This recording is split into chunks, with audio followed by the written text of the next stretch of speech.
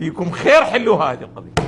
تكاثرنا صار من أولاد أخوة وأخوات مولانا، فمن الحلال صار تكاثرنا لو من الحرام مولانا. فإحنا في الأصل أولاد شنو؟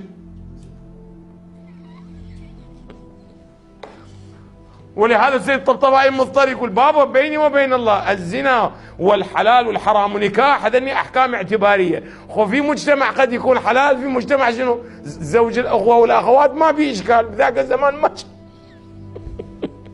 لانه ما بيها حل. لو انت تدخل عنصر شنو؟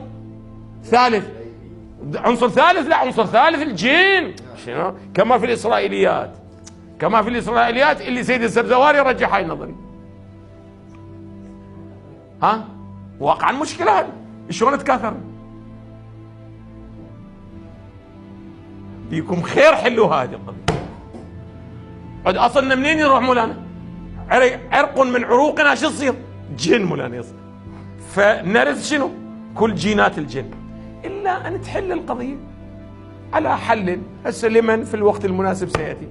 أصلا من يقول خلقنا كان كما يقال آدم وحواء، وهي قضية شنو؟ قضية في واقع، يعني الله خلق آدم ونفخ فيه روح وخلق روح حواء وخلق وهذول الزوجة. هذه قضية رمزية مولانا، أبدا خلقنا كان بطريقة أخرى لا نعلمها. أقولها لكم. هذه الرواية، لاحظ، هذه الرواية منقولة عن العلل، كتاب العلل، عن الصادق سلام الله عليه أنه سئل. طبعا هذا موجود أيضا في الكتب الأخرى، في الكافي من لا يحضره الفقيه، في وسائل الشيعة، مستدرك الوسائل، في البحار. لكن هذه الرواية بالذات أنا وضعت عليها إشارة، ما أعلق، فقط أقرأها لكم أحبت للرد على هذا وأمثاله. في العلل عن الصادق، يعني أبا عبد الله جعفر الصادق سلام الله عليه، أنه سئل عن بدء النسل، كيف تناسلت البشرية من ذرية آدم، وقيل له إن عندنا أناسا يقولون إن الله تبارك وتعالى أوحى إلى آدم أن يزوج بناته من بنيه، يزوج الأخوة من الأخوات. عندنا ناس موجودين يقولون للإمام الصادق يزوج بناته من بنيه، وأن هذا الخلق أصله كل الخلق من الأخوة والأخوات. فقال الإمام الصادق، اسمع جواب الإمام الصادق، فقال الإمام، اسمع هذه هدية أنا أقدمها لأبي الفضل العباس سلام الله عليه. فقال الإمام الصادق: سبحان الله وتعالى عن ذلك علوا كبيرا. يقول من يقول هذا إن الله عز وجل جعل أصل صفوة خلقه محمد وأهل بيته. الله جعل أصل صفوة خلقه وأحبائه وأنبيائه ورسله والمؤمنين والمؤمنات والمسلمين والمسلمات من حرام، من الزنا، من الأخوة والأخوات. الأخ يزني بأخته، هذا الأصل مالنا ومصر أهل البيت، من حرام. ولم يكن له، الله ما عنده من القدرة ما يخلقهم من الحلال. اسمع، الله ما يستطيع أن يخلق زوجات لأولاد آدم؟ إذا أراد شيئا يقول له كن فيكون. والأخبار أنه جاء بزوجات لهم من الجنة وتزوجوا.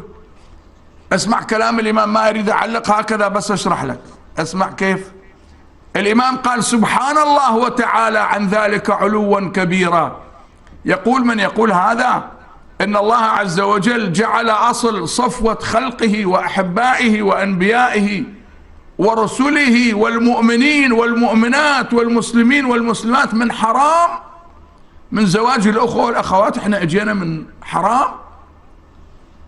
ولم يكن له من القدرة، الله ما عنده قدرة ما يخلقهم من الحلال، وقد أخذ ميثاقهم على الحلال. الميثاق في عالم الذر، أخذ ميثاق البشرية كلها على الحلال وأهل البيت. فكيف يأتي اللي أخذ ميثاقهم على الحلال يجعلهم من زواج الأخوة والأخوات؟ زنا بالمحارم. وقد أخذ ميثاقهم من الحلال على الحلال والطهر الطاهر الطيب. والله لقد نبئت. الإمام يقول لهم، يقول أنا جاني خبر أن بهيمة من البهائم، اسمع والله لقد نبئت أن بعض البهائم تنكرت له أخته. جاءوا بأخته متنكرة، يعني غطوا وجهها حتى هو ما يشوفها. فلما نزل عليها ونزل كشف له عنها وعلم أنها أخته. فما الذي صنع؟ يقول أخرج عرمونه ثم قبض عليه بأسنانه ثم قلعه ثم خر ميتا، لأنه رأى نفسه قد زنى بأخته، وهذه بهيمة من البهائم. جاءوا بأخته مغطاة الوجه ونزى عليها سفدها، فلما انتهى منها رفعوا الغطاء عن وجهها، عرف هذه أخته. فلما عرف أنها أخته انحنى على غرموله وعضه بأسنانه وقلعه من الأصل فخر على الأرض ميتا، وهو حيوان بهيمة. الإمام الصادق يقول هذا الكلام. اسمع كيف يقول: فلما علم أنها أخته أخرج غرمول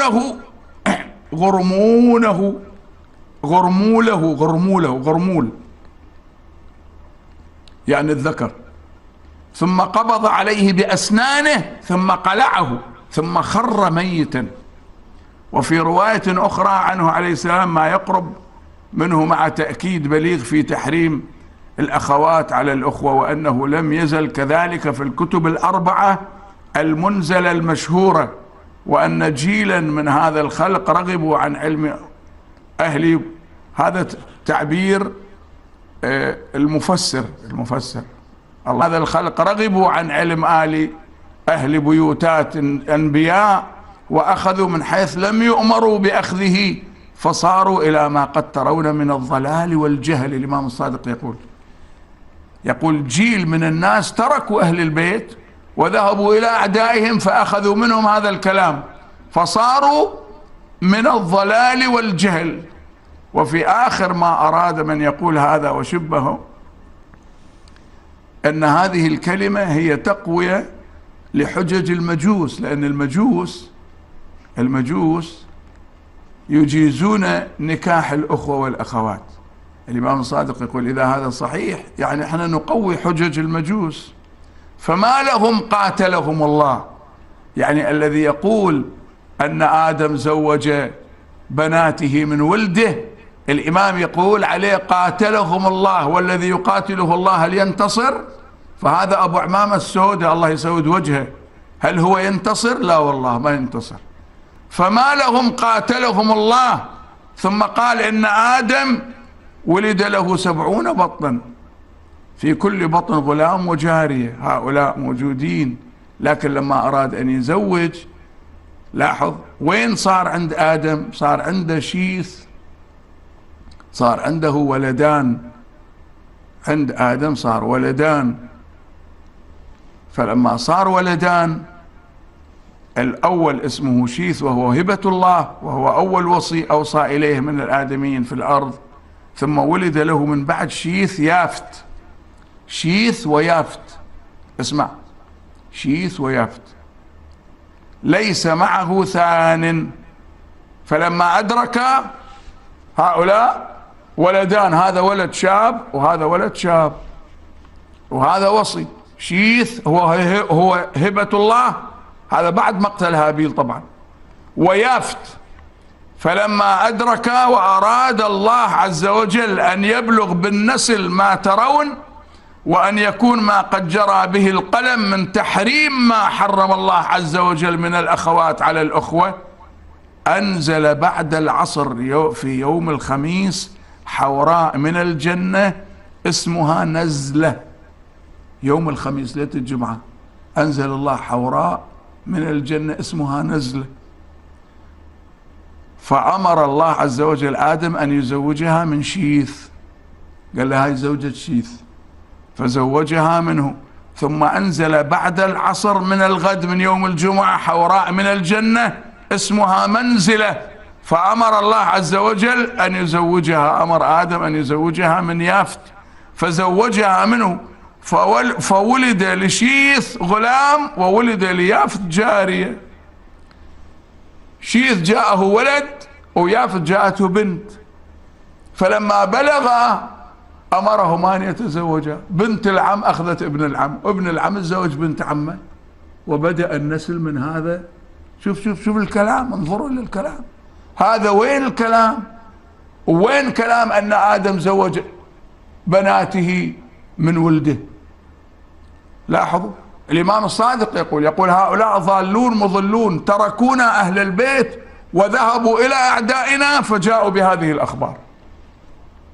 مثل أنه كان خطيب ذهب إلى الله، كان على المنبر يؤكد هذا المعنى المعاكس، يعني المعنى السلبي. يقول آدم زوج بناته من أولاده، زوج بناته من أولاده، وبعد ذلك يستدل في واحد بالمجلس قال له مولانا يعني كيف، لما نزل قال له كيف نقبل هذا الكلام؟ ثاني يوم رجع هذا الخطيب مرة ثانية وأكد هذه القضية، وهذا أيضا محاضرة مسجلة وإلى الآن تذاع هذه المحاضرة دائما والناس يسمعوها.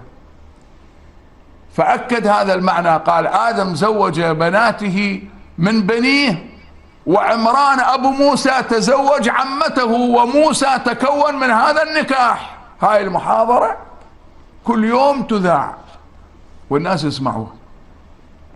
موسى من أولي العزم، نبي، والد موسى تزوج عمته، شايف ولا ما شايف؟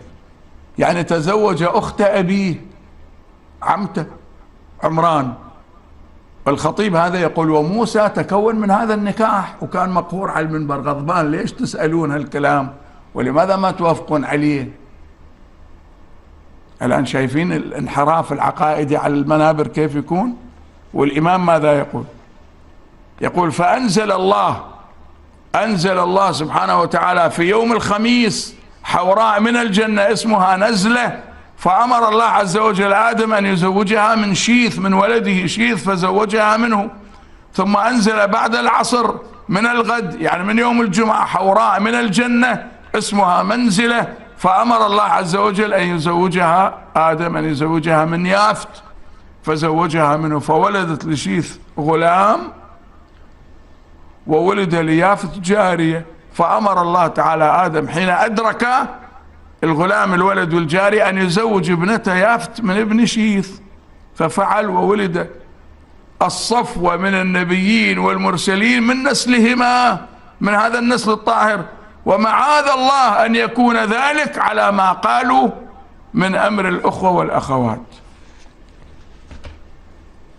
سامعين هذا الكلام الرائع أحبتي؟ الله سبحانه وتعالى أنزل نساء اثنين من الجنة، وحدة اليافت وحدة الشيث، فولد لشيث ولد وولد ليافت بنت. أدرك الله قال لآدم زوج هذا الولد من هذه البنت، فالبنت أخذت ابن عمها والولد أخذ بنت عمه، صح ولا من صحيح؟ فلماذا هذا الشيء ما يكون موجود ونقول ليس لها حل إلا نظرية التطور؟ ترجع الداروين، تؤمنون بداروين الذي يقول أصلنا من القرود. لعنة الله على الظالمين.